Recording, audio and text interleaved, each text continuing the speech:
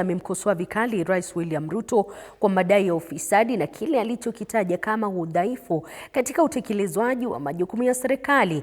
Akizungumza katika mji wa Mwingi wakati wa zoezi la kuhamasisha wananchi kujiandikisha kama wapiga kura, Maraga alisema serikali sasa imepuuza changamoto zinazowakumba wakazi wa maeneo ya kaskazini, hasa ukame mkali unaoendelea kuathiri maisha yao, na akidai kuwa hatua zilizochukuliwa na serikali kukabiliana na ukame huo hazitoshi, hali ambayo wananchi na wakazi wengi wamekabiliwa na uhaba wa chakula na maji.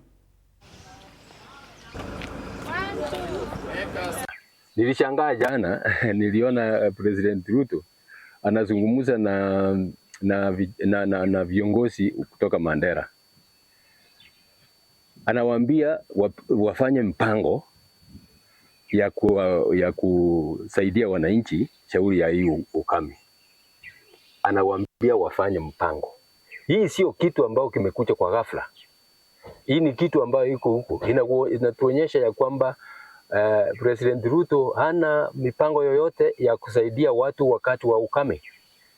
Hii sio kitu ya kuongojea mpaka wakati mifugo imeanza kukufa.